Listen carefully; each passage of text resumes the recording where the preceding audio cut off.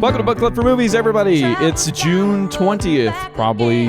Again, listen to Tuesday's show. I'm Ryan Miller, and he needs a quote from TV.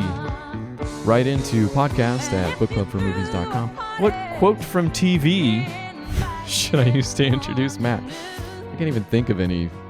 Name of your sex tape? No, okay, Brooklyn Nine, that's not bad.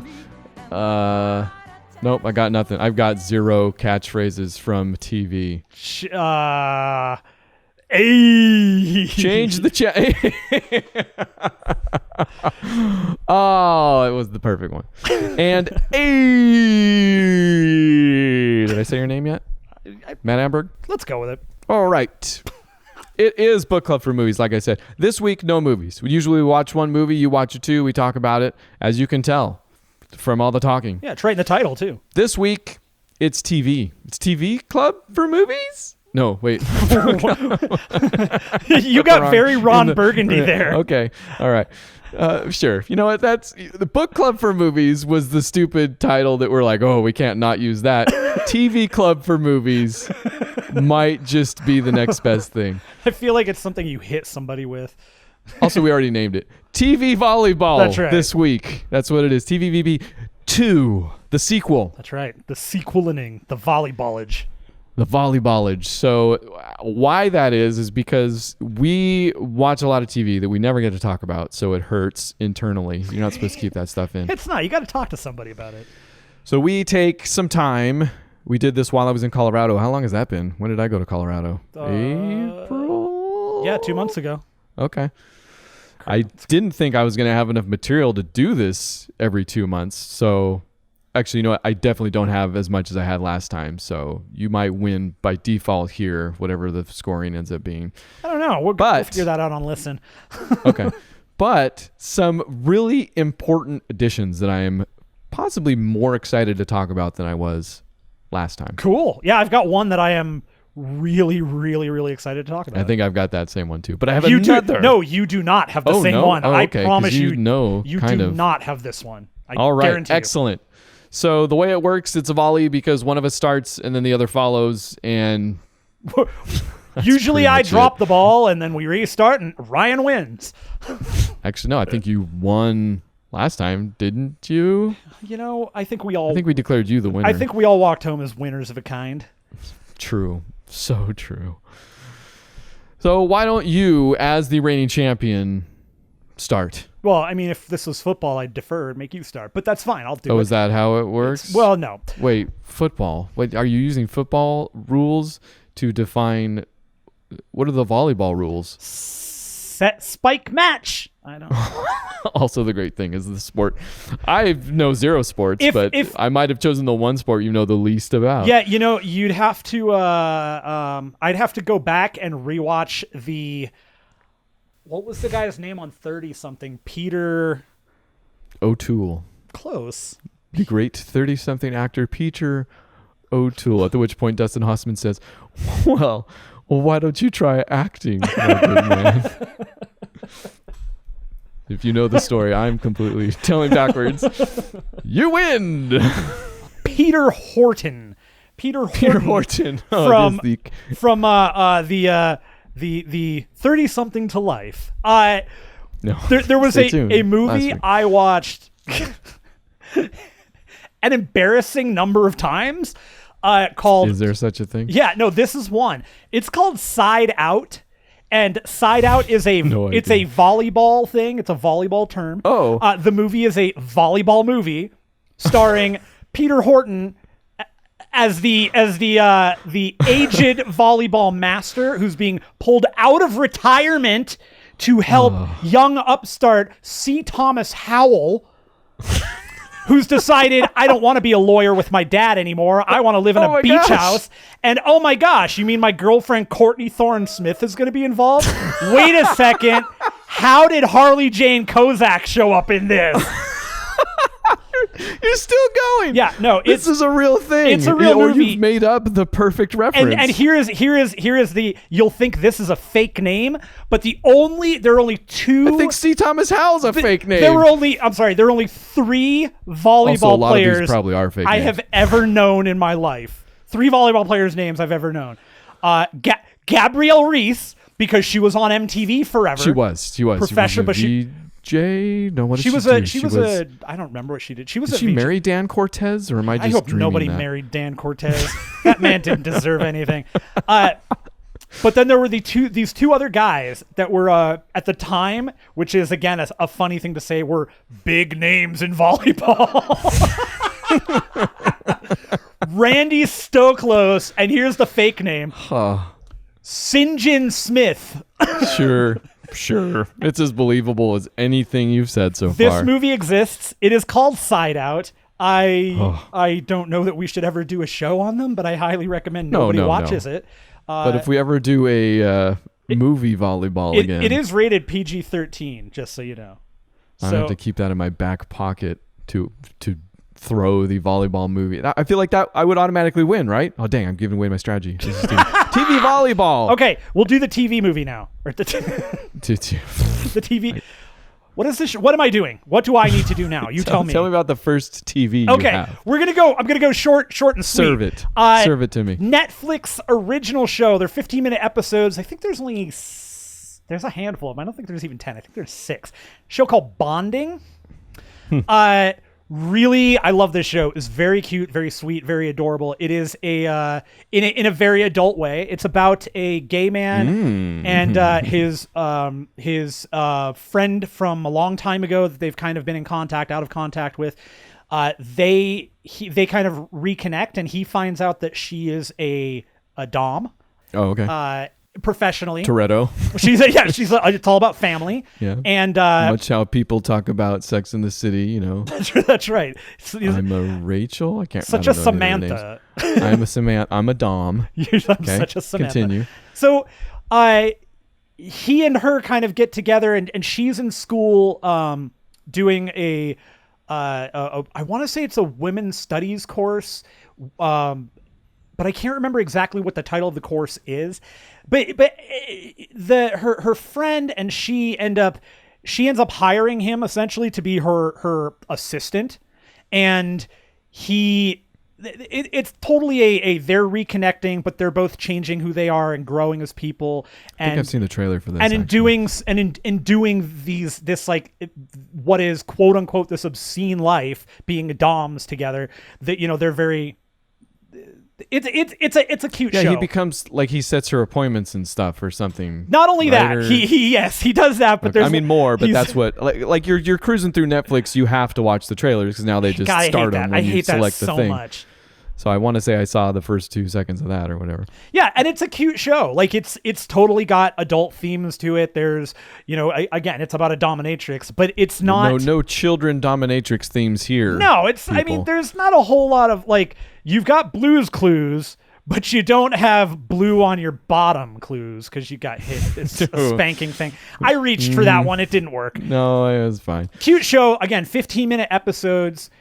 Really, really great acting too. Like those characters are super fun. They're slowly getting fleshed out, and I really hope that they pull another season of this. And you can tell that this was kind of it's a very low budget thing, and it's great. It sounds like an experiment almost. Let's see if people like it. It might be, but it serves like the budget and the time on it. It totally serves the show. So, and Netflix actually has another. I've only watched a couple of episodes in it, and I wasn't super like high on it. Called Whoa, you're going 2 in a row here? All right. No. You've served the ball to yourself, and now you're going to bump it over. Something like Love, Death, and Robots, or something like that. It's another one that is like 50, but that's all animated stuff. So I think they might be trying some of that. I think you might be right. Maybe they're doing a little bit of more bite-sized stuff. Why wouldn't they? Honestly, it's the strength of the platform. Like, be all Google about it. Google starts initiatives and kills them every day. Ruin everything that people do. Okay, volleyball served. Go. Hey, I'll stick with the Netflix originals. Sure. I finished. Are we able to?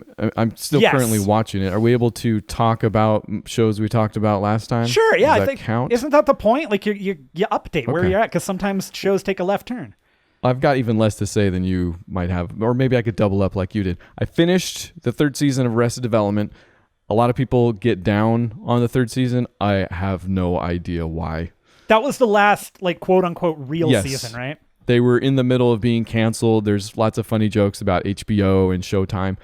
I think they did better, I would say, than previous seasons in the face of, here it is, I spoiled the mention of it, real life idiocracy going on around them. Like, they were winning nonstop awards. Like, the people that loved the show loved the show. I don't know if it was a case of it not having the audience. Like, okay, this is kind of taking place in the middle of the streaming or the digital, not revolution, but the very slow and painful adoption of it by the industry. Sure. You know, much like the music industry did back in the day with Apple and Napster and blah, blah, blah, blah.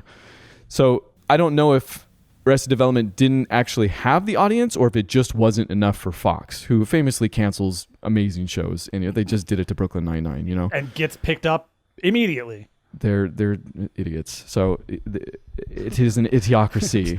I mean, it is Fox. So yes, yeah, exactly. So season 3, I think, is as good and better if you count what they were dealing with and what they produced in the face of it than what went before it. So I wished I would have had more to say about the season 4 recut and the new season 5, but I didn't get that far. So that's all I got for that. Cool. But I will double it up with the other original that I have maybe a little more to say than you said about your second Netflix original. Okay. As I bump the ball to myself and possibly spike it. Did you watch any of the Making a Murderer series? Beth watched the entire thing. I caught chunks of it here and there. Did not watch all of it. First season or second season, which there is actually now? The first season. I don't know that she has watched. If she watched the second season, it was in the morning when I was working. Okay. It's definitely in the vein of all those, and I feel like these are getting big or have, there's 10 to 20 of these on Netflix now. These kind of real life crime stories type thing. Yeah, it's the podcast world, man. The biggest thing in podcasting is true crime. Also. Yeah. Like there are, for the amount of crime that exists in this world, I feel like there are too many. I feel like at this point there are too many podcasts. I feel like that they've been covered. Like, you can't. They are the profilers of the early 2000s, wherein like there are not only is profiling a, let's say, contested science. Right. There were like a million profilers on TV. And in real life, like maybe actually dedicated ones, like 2. Right. And the rest were like, we're actually forensic scientists and profiling is a little bit of what we do, but the science is contested. So blah, blah, blah. I don't know why. The true crime boon arguably started with Making a Murderer. And the first season is very compelling. It's absolutely compelling. In fact, the only reason I can imagine you didn't get more into it is because it was only aggravating to see how crooked all the cops are. Yeah, that doesn't help me at all. No, it really was. It wasn't a lack of interest. It was, honestly, it's just when she would watch the show. Like, it was always during, I was in the middle of something else, and so sometimes I'd be down there, like I'd be playing games or something with somebody like in PC, and she'd be watching it, and so I'd kind of watch, and I watched a couple of full episodes, maybe two of them. Like full episodes where I sat down with her, but yeah, for the most of it, it was bits and pieces. Okay, I watched the first season a long time ago, so I won't talk too much about that, but it is compelling and as good, I would say, as anybody says. Sure. The second season digs more into not only what that first season did for the case and for the people surrounding it. Yeah. It tackles that head on and really smartly, because there were also, I think, some issues that came up, like, well, the first season didn't talk about this, which one of it was the DNA under the hood latch, which was a significant, I guess, part of the prosecution's case. But anyways, they tackle that head on about what the documentary did and what it's continuing to do, which I think is really smart and as compelling. Well, I think that's the best kind of follow-up you can have to something like this. It's perfect. They did a really good job with that. And I don't know. I mean, yes, that whoever is against it has their arguments about the second season, I'm sure, but they appear to also be a lot more thorough about what they were doing in the story they were trying to tell for this second season. Yeah. Which largely follows Stephen Avery's new post-conviction lawyer, innocence lawyer, I forget all the terminology, but she is there to essentially make the biggest push at getting his stuff overturned, and they go through the process. It's freaking ridiculous. There's no way I could reproduce it here or even tell you half of it. But she's an interesting character because she has a history of this. Not only has she been doing this forever, but she's been doing it like in the public eye forever. Like there's news footage of her talking about some cases that I don't know because I was too young at the time. But it makes for really interesting viewing as long as you are critical about her as a character, and even Stephen Avery. Like I said, they tackle this head on. So it's not like it's subtext really, although, there's always subtext if you're a conscientious viewer. Sure.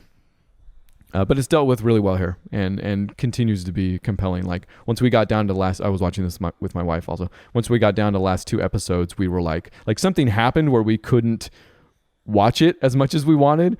And we were like at each other's throats with like, when can we got to sit down and watch this? Why are we watching this? Like we can go home and watch this. We're like planning it. We're like scheduling it. So it's good. Like it's really cool. Nice. All right. Yeah.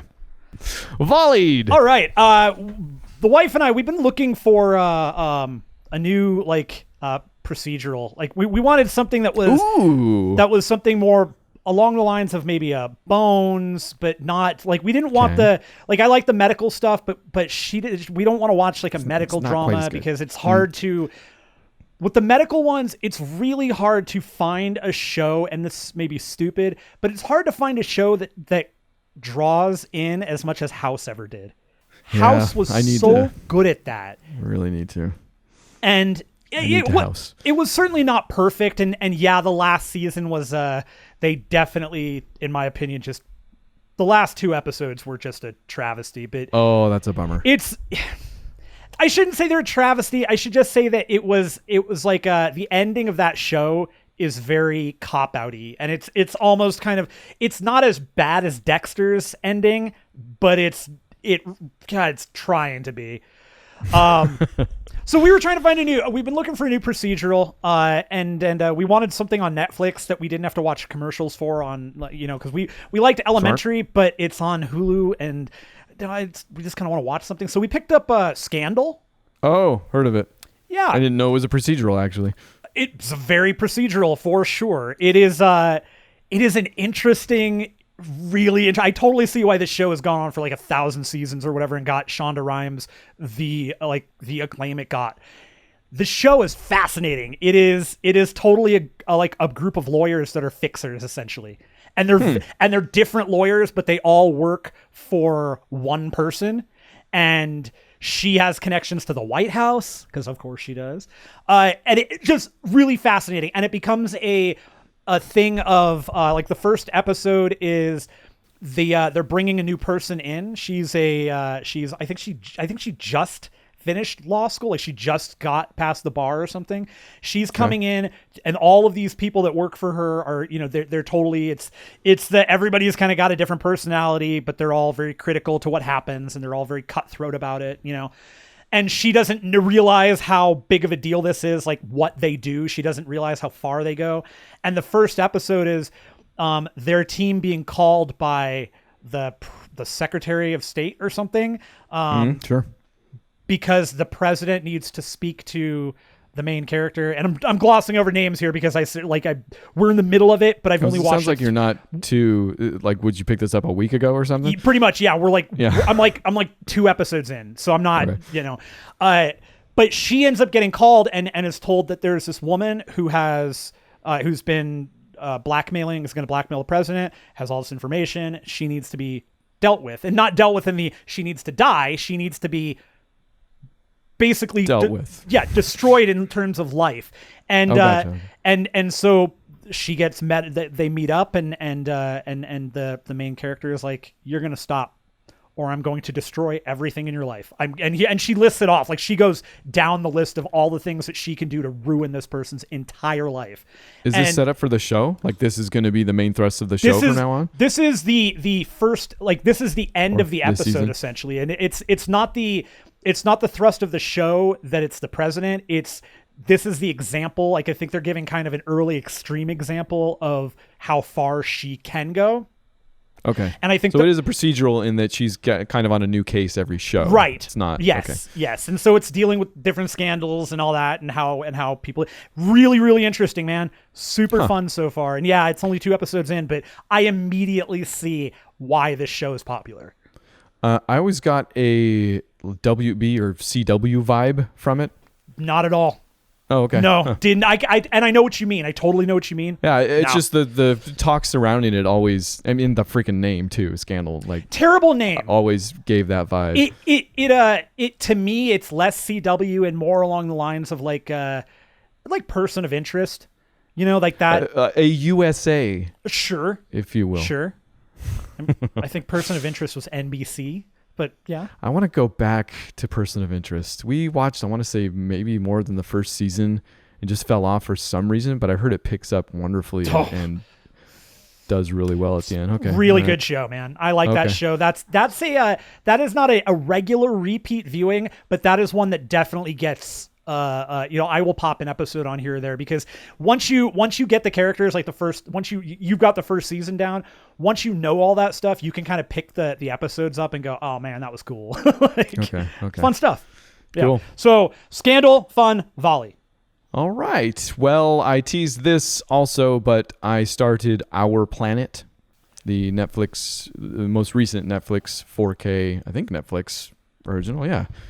Yeah, 4K nature doc series thing. The non-Sigourney Weaver.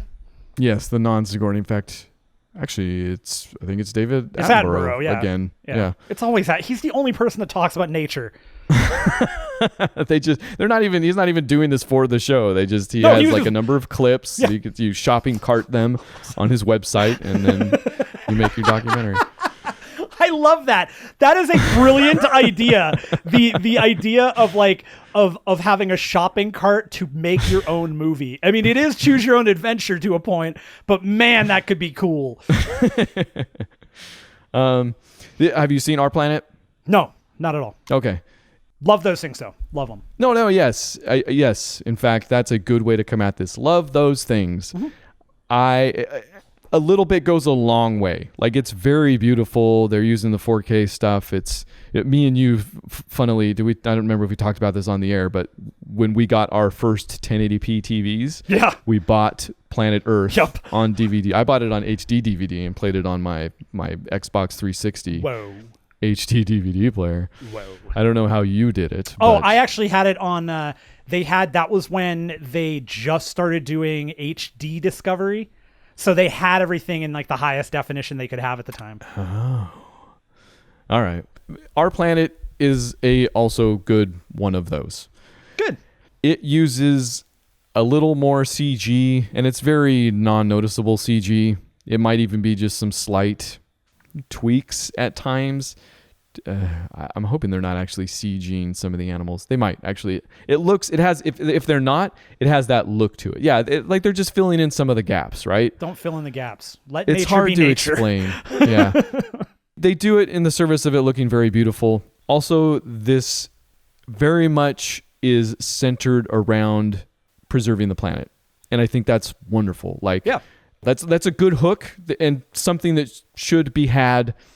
It just makes me think about how much better Planet Earth 2 is. Oh. And it is the best of these that has ever been. Oh, sure. Yeah, I mean, that was absolutely fantastic. Planet Earth 2, in fact, it's funny. We did a similar thing. We bought the 4K DVDs the second they came out because I had just got an Xbox One S, and they had the 4K player on it. Mm-hmm.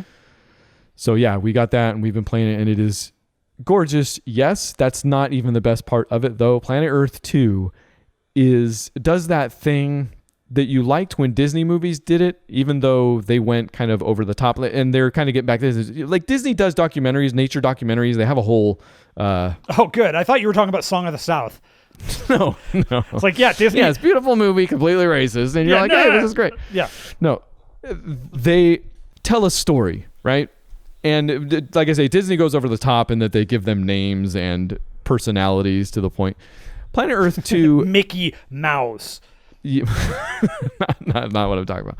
But yes, Planet Earth 2 tells the story that's there. And yeah, they'll put in some clips that are like, like this lizard's like, oh no, what do I do now? And they'll put in a clip that matches that perfectly, even though you know that's not exactly what's going on. Right. And it's probably not even in the same spot. No, yeah, or it's a completely different lizard even could be. This does it so well. Again, Planet Earth 2, Our Planet's Good, whatever. I'm using this as an excuse to talk about Planet Earth 2. No. Planet always. Earth 2 does it so well. And if you sit down and are prepared to get invested in those stories and not just gloss over them, it literally is the best one of these that's ever been. It is so good. Every single episode is something like that. And you're like, oh, that's fantastic. You're laughing at a nature documentary. You're smiling. It's really good. That's funny. I like how you're laughing, you're smiling. You don't ever mention that you get kind of sad because you watched some puppy die. You watch something get ripped in half because nature is metal. Actually, I don't know if Planet Earth 2 does that. I don't remember if they do that in Planet Earth 2. Because they pull back right before that, right? They put it in the situation of peril, and yeah, you're like, oh my gosh, like it's so tense to that point, and then they all like it gets away. The gazelle gets away at the last minute or something. I always remember there was a thing in Planet Earth. I think it was the first one where I want to say a mountain goat was being was like gonna get caught and then like at the last second it was a baby, it was a young mountain goat, was gonna get caught and eaten, and then suddenly is able to catch onto the mountain and then shoots up the thing. Yep. It's classic, man. It's been done a million times before. It's the classic type thing, but it's just done the best in Planet Earth 2. High quality really and Attenborough, can't go wrong. Yeah, and he's back. He's Attenborrowing deep into your soul. I love it. Your heart, maybe. And that's that. Nature volley, sir. Very good. I like Bill Hader a great deal, so we have continued to watch Barry, and I can't say enough good things about that show. You like it very much. I, Barry, think it's good. Barry is fantastic. That show continues to absolutely kill it. Henry Winkler, yep. I gotta say, Henry Winkler, yep. We used his catchphrase to get into the show, yeah. I do have to say, and I think I said this maybe the last time I brought Barry up, but the character of NoHo Hank, played by Anthony Carrigan, by far and away the best character on that show. And I love that they recognized how funny that guy is in that role, and he was supposed to die in the first episode, and they were like, no, we got to keep him alive. Really? Oh, yeah. That's awesome. And he is a dotted line to one of my other TVs. Do it. It's a 1-2. So you want me to do a 1-2 on this? You sure? Might as well. Yeah. Well, how many do you have left? I have 2, and I'm getting into like these are my heavy hitters. I have 2 of the heaviest hitters I got ever. 3 left. And yeah, so you go then. All right, you sure? I have no idea. Yeah. Okay. Yeah. Hey, I was gonna throw this back to you. We'll play the right way. Barry's a great show. Okay. If you like Bill Hader, I mean, this is maybe the best thing he's ever done. Period. We'll play the right way. Sorry, still processing that statement. That's right.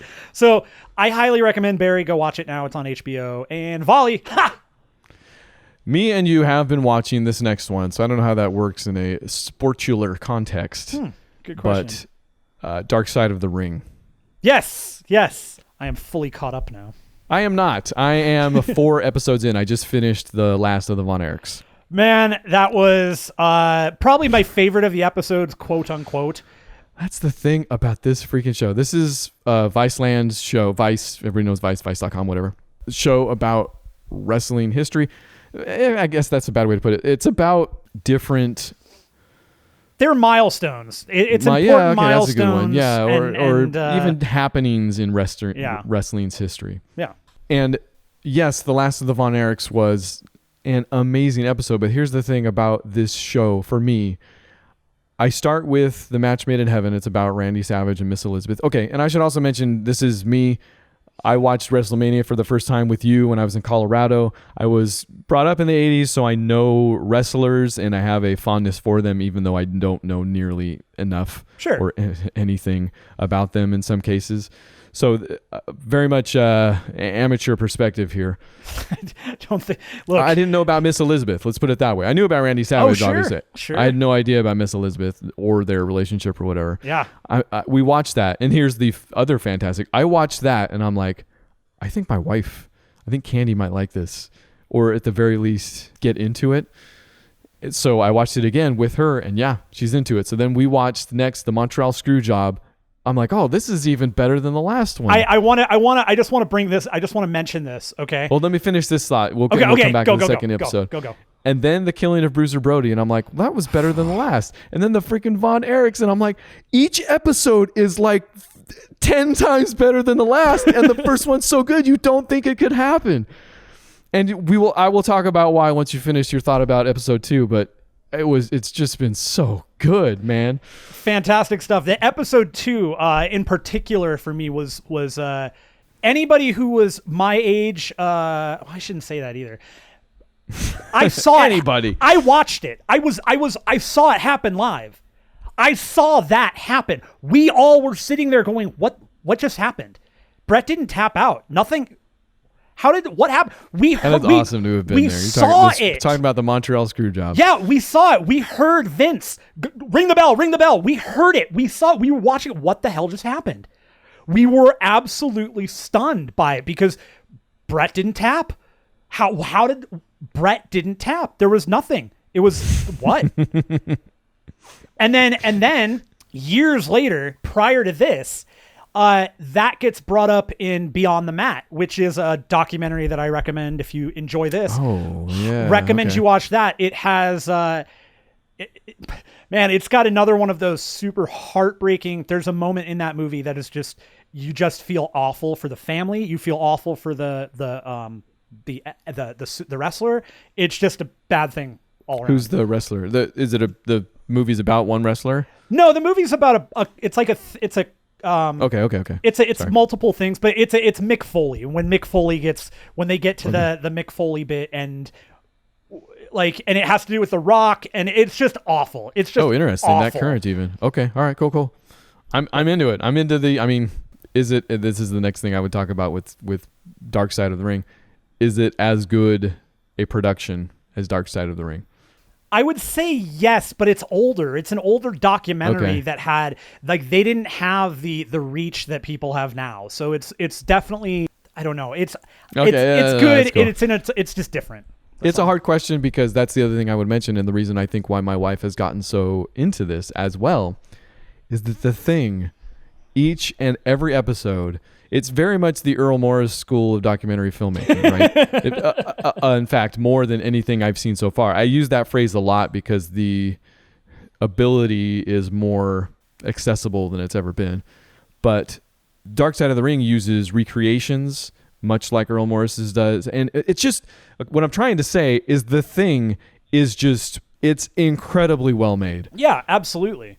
And they have the access. They're leveraging this incredible amount of access. I don't know that people are just ready to talk. I mean, this is part of what made, if you were confused about when we were talking about the Montreal Screwjob, part of what made that so interesting is that also talks about see if I get the terminology right now, I'll tell you how much I'm into this, the work versus reality, right? Oh, yeah.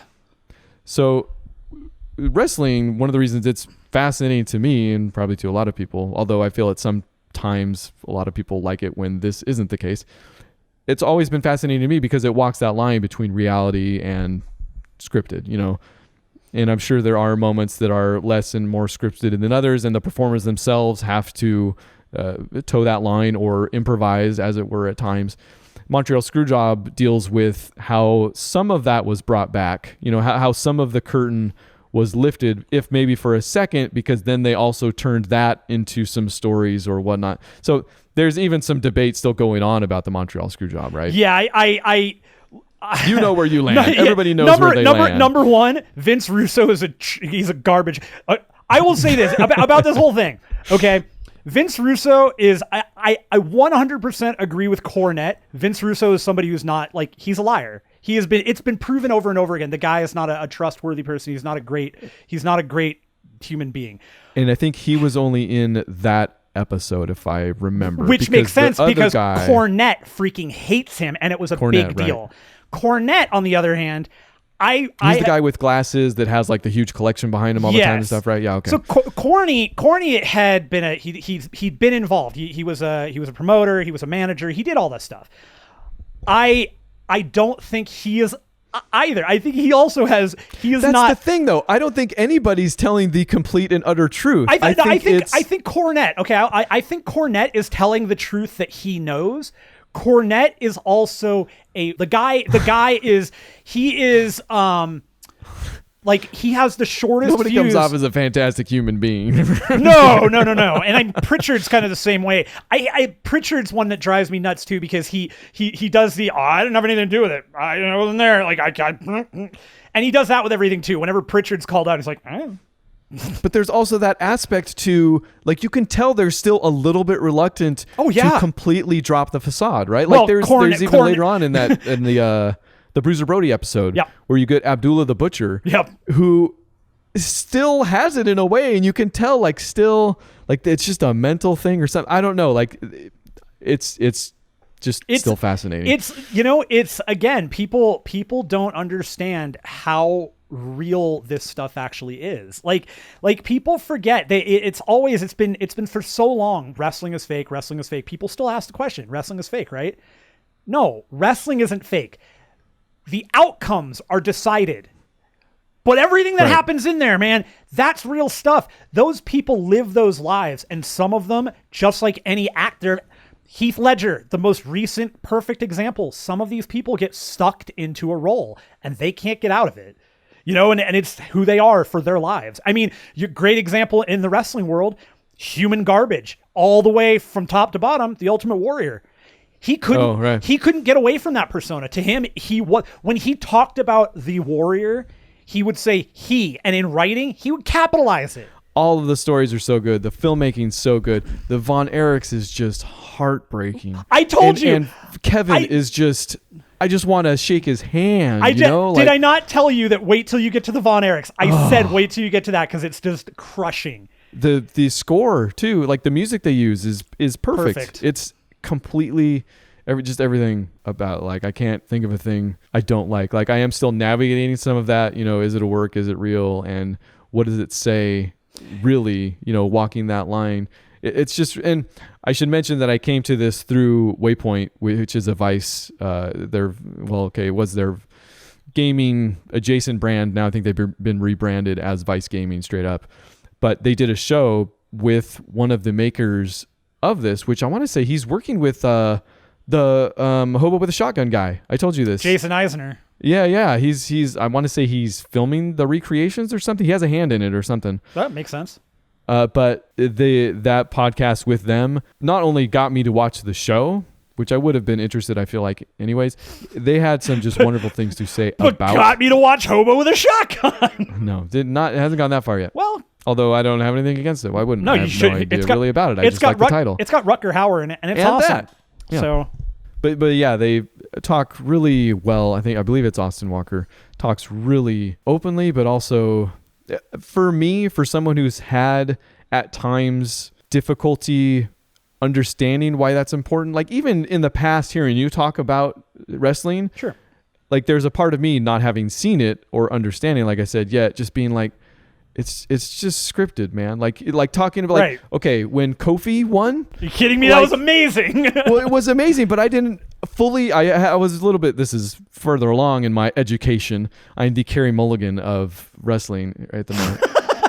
Like I was further along, but I still, like, when you were so excited about it, didn't understand how much that meant because it was just scripted. I thought, I was like, it's just scripted. Like I get, like, but he knew, and just this and that. After listening to that Waypoint episode, seeing some of these episodes, like I'm becoming better versed in that and the importance of it, but also just it's hard to explain. I obviously don't explain it as well. But. Look, you're getting to a point now where it's hard to explain to people that don't watch wrestling or even really, like, they think they have a preconceived notion of it, why people like it, why it's fun, why it has these it can have such strong hooks and be emotional and all these things. And you only see one portion of it. You see that front facing the show, but there have been so many times that when you're watching those shows, you can see something that wouldn't necessarily be there if you didn't watch regularly. You'll hear a cadence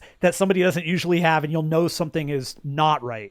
You'll know it's not a work. It's this is a thing, and It's crazy. It's something entirely new that I hadn't conceived of yet. Like, it's not just the scripted thing, right? Yeah. It occupies this middle space. It's this third thing between reality and the work. I don't know. And Now I'm entertainment. definitely not using that right. No, entertainment. Sure, there yeah. you go.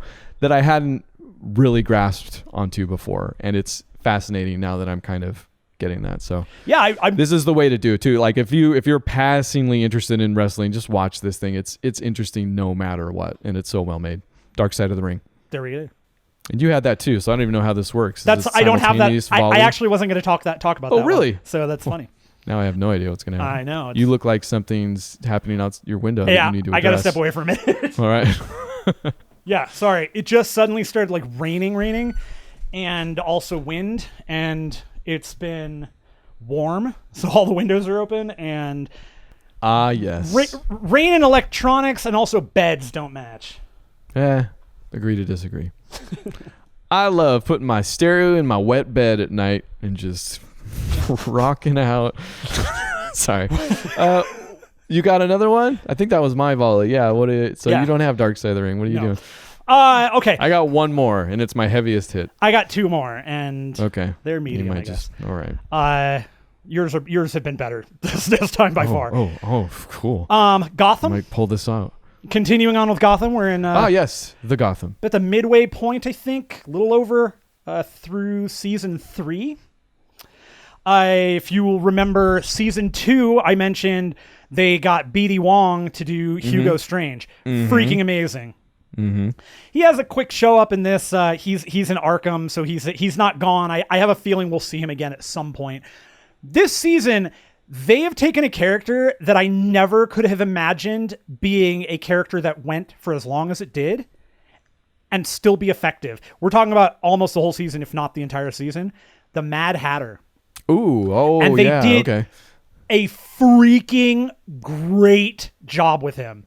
Dude, I would have thought that possible, though, actually.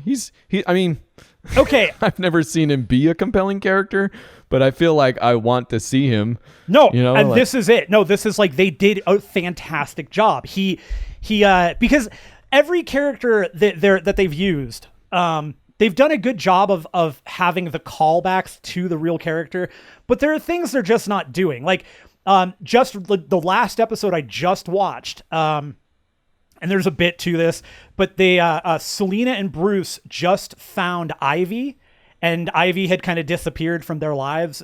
She fell into a sewer, disappeared, came out. She went in as a kid. She came out as an adult, and so they just found her, but they can't make her. I'm gonna make plants walk around. That doesn't really work. So I disagree. The way they laid the groundwork for her as a character is she was basically kind of being taken care of by these brothers of hers, and they had her growing mushrooms that they were using, like psilocybin, mushrooms. And so she started figuring out ways to make the mushrooms do different things. So that's what she does. So she has interesting. Okay. Yeah, so she's got like perfumes and stuff that make people do things they don't necessarily, what have you. Lipstick that makes Batman and Robin fight each other. Exactly. Okay. She hasn't gone that far yet, but yes. But with the Mad Hatter, like I was kind of blown away by like, this has been really good. They brought him in as a hypnotist that totally has the look. Like nice. he's got the top hat and everything. And so they use that to his advantage. And his hypnotism is definitely what allows him to get into people's heads and make them do things that he wants. And then he always plays him. Anybody I know? No, I don't know who the guy is. Never seen him before, but he's great. He kind of actually resembles Dave Grohl, weirdly enough. And it's not Dave Grohl. I'll look it up and we'll see. It's okay. But they've done a great job with him. And he, the way that they built his character, they had him come to Gotham looking for his sister Alice, of course, who has been hiding from him because she has a blood condition that is very 28 days type thing, where when her blood gets, when it comes into contact with people, it changes them. They kind of go crazy and nuts. And they actually had, Michael Chiklis, who's been in the show now for almost 2 full seasons. Okay.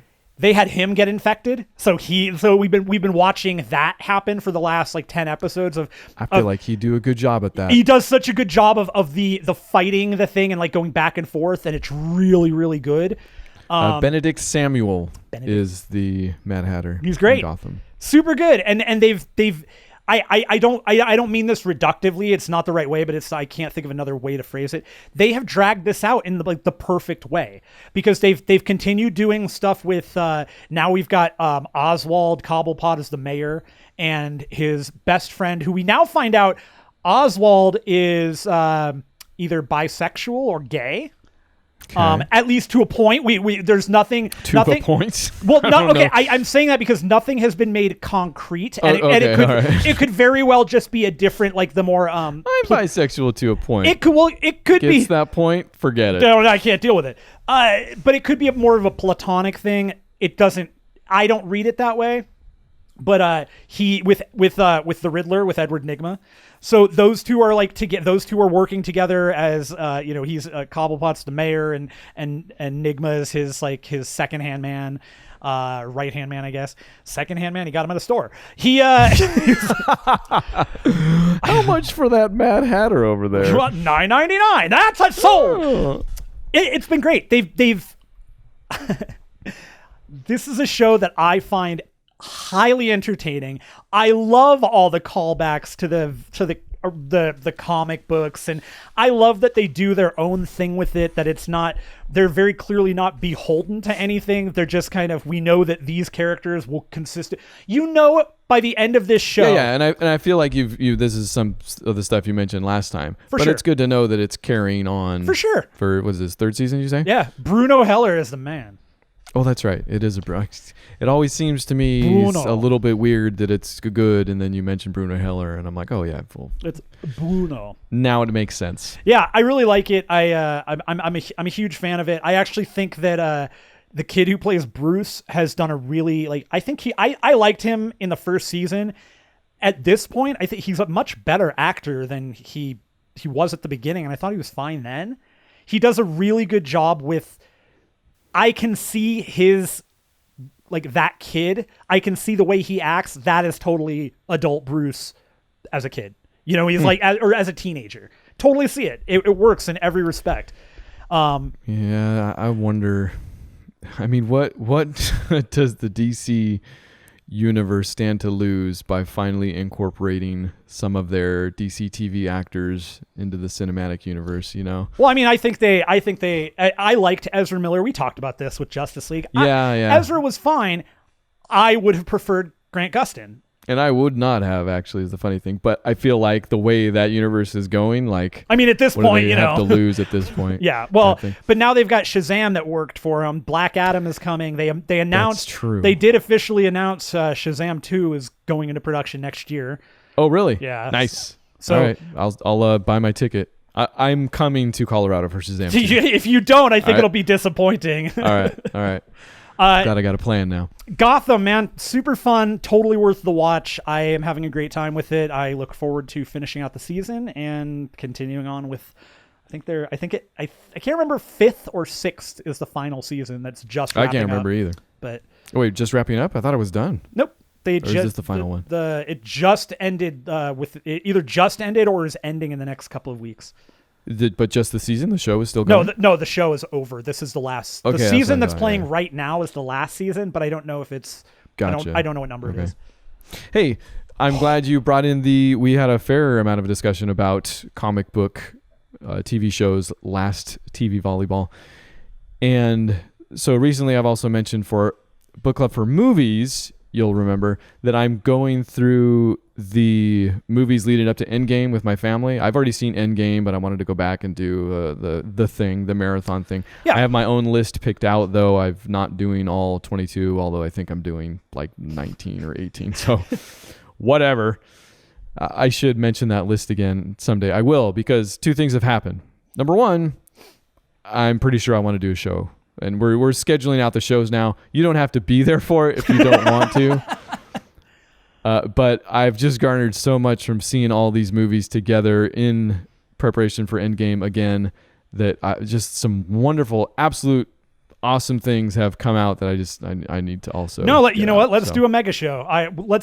Can you hold that for when? Yeah, I'm only halfway through, so I can hold it for a bit. Well, I need to see Endgame. I haven't seen Endgame, so once I've seen Endgame, then I'm ready. I doubt I'm going to be done by time Endgame comes out on DVD. So perfect. We'll do that. We'll do the mega show when you're done, when you're ready. And it's not. I don't even know if mega show is a thing. I went in with the goal of having one sentence per movie. No, that's fine. Okay, it is a mega show. Then it is a mega show. You're right. Of having one sentence per movie. But that, yes, I haven't stayed true to that for some of them, but for most of them I have. So it would go quickly, but it's just been a really cool experience. In doing that, I finally also took the plunge into a show I've been wanting to watch for some time, and I think we mentioned obliquely last TV Volleyball, because I mentioned after all the comic book shows how I think Marvel Agents of S.H.I.E.L.D. is the best comic book movie on TV. Okay, so it's either Runaways. It is not Runaways. Legion? I've never seen anything about either of. Actually, no. Legion has sparked my interest quite a bit. Runaways, I haven't really seen anything. I don't know. I'm out of it now. Inhumans, also not Inhumans. That show existed. Carter, Agent Carter. Agent Carter. I forgot that show happened. Agent Carter is the best comic book TV show by a large margin. I had heard good things about it always, just that it was, really fun. I don't know. I just always heard it was good. I was not prepared for how good. Frustrating. It starts off with a bang. Like the first episode is flat out gorgeous. Amazing and looking. Compelling. Yep. But the story they set up, initially I was a little annoyed because they definitely roll her back in terms of progress. Like it takes place after Captain America. She's back at the SSR. Basically, she's the only girl amongst all the guys, and it's, in the 40s, and she is looked down upon and sidelined and ignored and all this stuff. That is very much an issue for the show. And at the beginning, it was kind of a bummer because she is such an awesome character in the movie. You're like, I kind of just want to see her kick butt all the time. Right. Like, I'm kind of bummed that she's taken a step back. By the end of maybe that first episode, definitely the second episode, I'm like, okay, yep, this is perfect. Yep. And episode 2 is also this just masterful contrast. But they show footage from a Captain America radio show while she herself, and there's like Captain America has a love interest, and it's very much romanticized, but like in kind of the worst kind of way where she just kind of rolls her eyes like, yeah, that's how it happened, Right. And then we get how it is really happening with her. And it's just this beautiful contrast. It cuts back and forth between them and completely deconstructs the whole damsel in distress thing. Mm-hmm. Not to mention that she's fantastic in action sequences. This has the best action sequences of any of the comic book movies. Any of the comic book TV shows. Screw you, Civil War. Also, some of the movies. And she freaking, what is Haley Atwell? Haley Atwell. Is that right? Yep. Does so good, man. She's like awesome. She is an action star. I think she's just a star, period. That woman should you're right. She should be a way bigger star than she is right now. It's criminal that she was great in her in the episode of Black Mirror she was in. Fantastic. Ooh, okay. All right. I've got something to watch. Yeah, she was really good in that. And the just the whole thing about it, like the story over the course of the first season is compelling from episode to episode. But it's also super refreshing because it doesn't, like, I like Agents of S.H.I.E.L.D. Like I said, it was my number one until this. But the lack of technology, or at least maybe the retro technology in this, because part of the story is you are chasing down Howard Stark? Yep.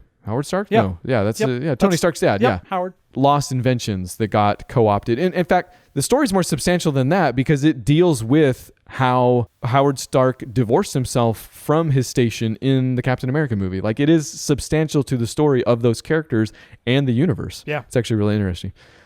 But just the also lack, like, there's no facial recognition, like there's barely fingerprints, just the whole no cell phone. No, I mean no real cell phones. Yeah, none of those. Right. Yeah. But it's done well. It's not only refreshing that it's not there, it's used to its advantage. I could go on forever about this. I feel like I've gone so No, it's good, man. I love that show. Good. It was so good.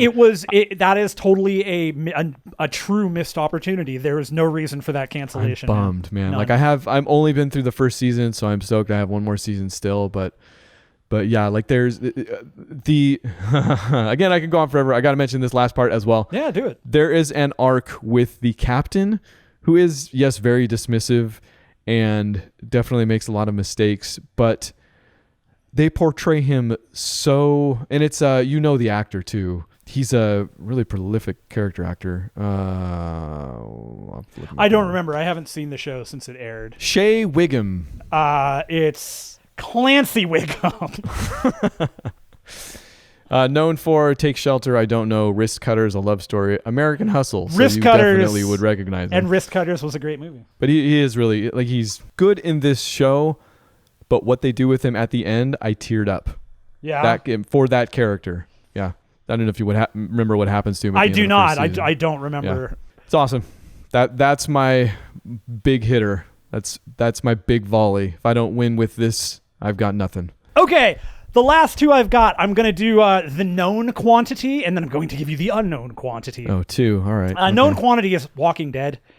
That's right. Yeah. We got to talk about that. We do. I finally just got to... I'm doing a rewatch. I'm the middle of season 4 now. I just hit the mid-season finale where Dale gets his head chopped. And Icewind Dale gets his head chopped, and the governor gets killed, and the group is forced to leave the prison. Yeah, they're forced to leave the prison. Okay, it's good. I've been enjoying season 4 for the most part. It's been fun. There are a couple things about that particular thing that kind of bothered me. Sure. Nothing in terms of like the episode itself was good. It was fine. It shot well. The governor, David Morrissey was fantastic choice for that character. He was so awful in the right ways for that character. Liked the governor. Good. But from this is a comic book thing. Sure. I don't care that they killed Dale. That was fine. Or not Dale. It's not Dale. It's I was gonna say I barely remember who Dale is. I don't remember. No, it wasn't dying. Dale. It's Dale was already dead. Dale was he owned the RV. It's Maggie's dad. Oh, Dale. Oh, gotcha. Yeah, I can't remember Maggie's dad's name is right now. Now it's Herschel. Herschel gets his head chopped off. That's right. Right, he does. But he doesn't. But like, that was stupid. Anyways, that was cool. It was fine. I think I was mostly bummed out about the comic books do it differently. Herschel is not the one who gets the head chopped off. Actually, Tyrese is the one who's killed. Gibson. Yeah, no, that makes sense. Yeah, well, he didn't. They did after Too Fast, Too Furious. They were like, "What do we do with you? We don't know." I know. After Too Fast, Too Furious, they were like, "He needs to die." Like, we figured it out. It's the worst one in the franchise. It's not great. It's pretty much the one that, like, for all of the movies that had, they should have called that something else, like not Fast or Furious. A little furious. You'll be furious after. Please let me not extend Walking Dead any more than I have to. Sunday Drivers, and you're angry. From a comic book perspective, there was just some things in there. I will say, I think the thing that bothered me the most with that is that the person that kills him ends up being the woman that he quote unquote he changes after he's kind of thrown out of Woodbury and all this stuff happens. He's kind of run off, and he gets he gets found by Tara and her sister and her sister's daughter. Sure. And he ends up like endearing himself to them, even while he's just being very quiet, not talking about, I'm just the governor. My name's Jeff, whatever. Yeah. But she ends up killing him, and it ends up being not Michonne. It's not Herschel, which it makes sense. Herschel shouldn't, but it wasn't Michonne, and Michonne should have been the one to. His head got cut off. Yeah. And I feel like and this is one I can't remember, but I think Michonne kills him in the comics, and I think she stabs him like with the sword. I think she kills him with the sword. So you have a problem with how you think it happened in the comics, not happening. No, it wasn't that it didn't happen like it happened in the comics. Yeah, no, it happened. I just didn't like that it was.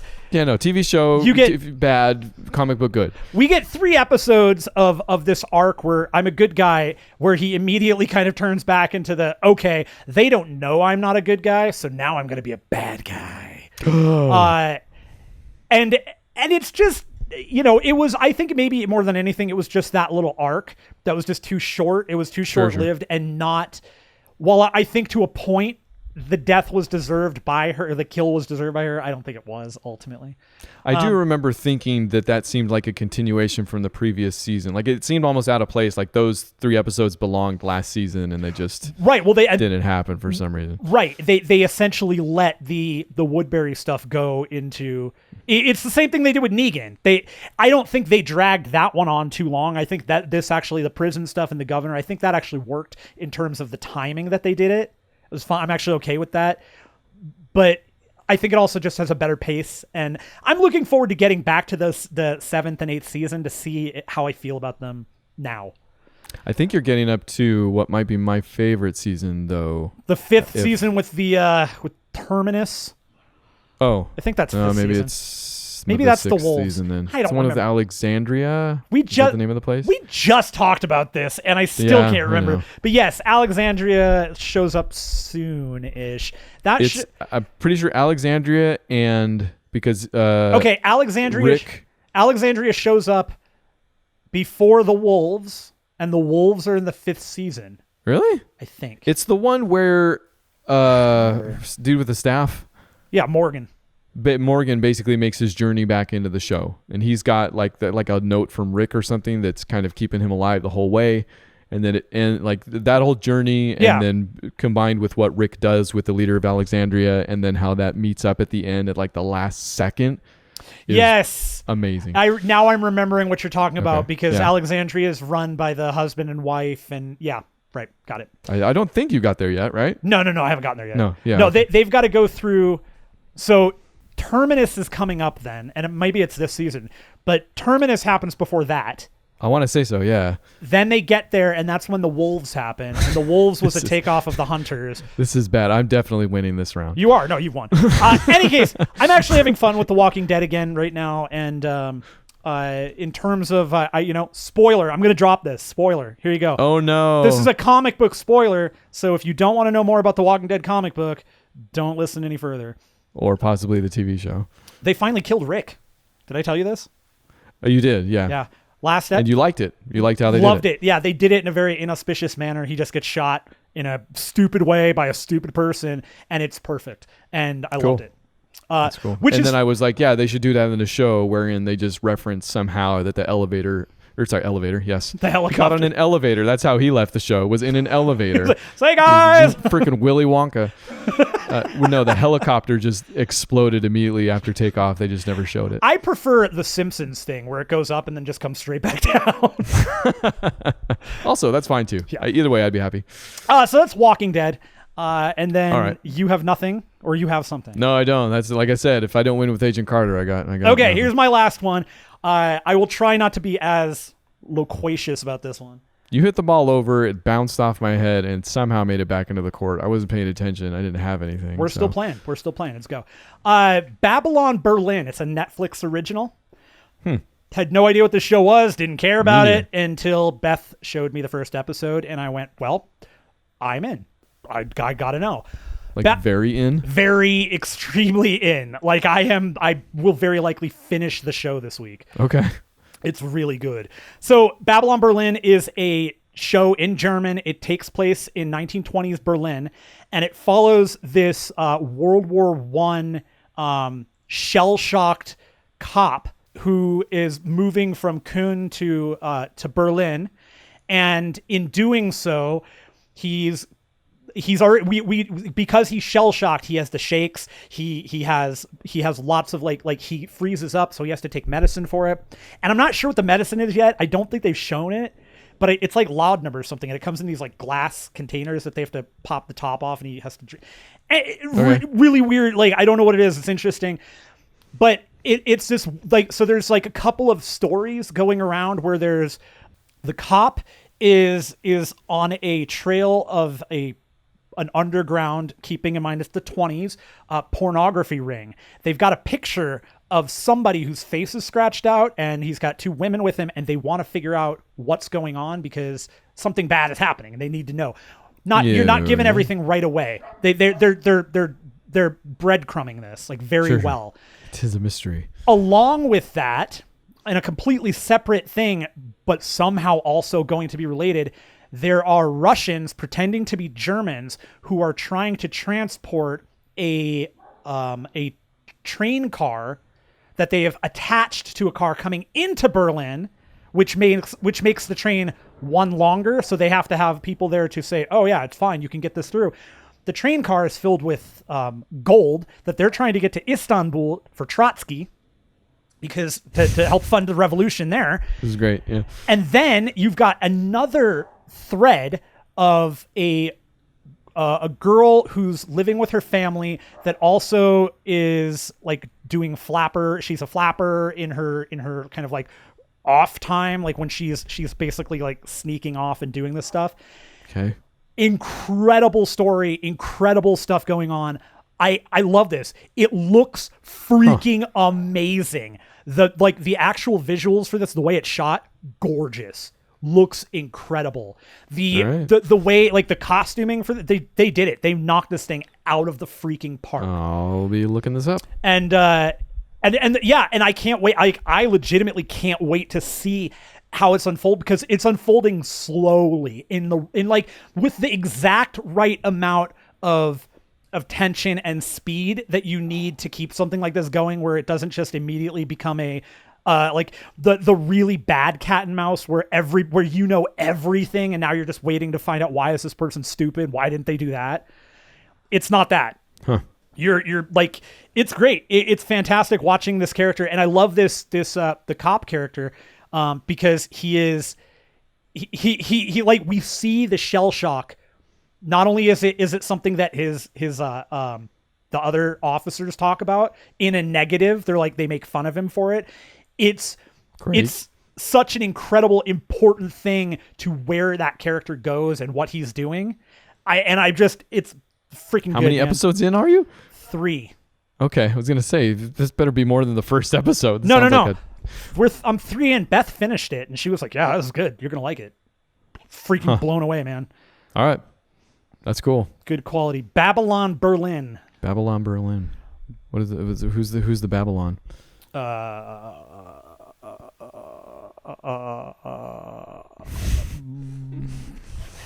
Well, shoot, I don't know. Did you win then? No, you definitely won. Oh, you okay. definitely won.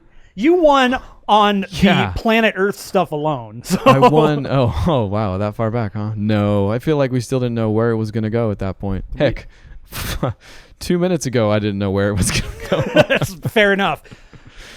But you can find us at podcast at bookclubformovies.com. Let us know who you think won. Yeah. It was me. It was him.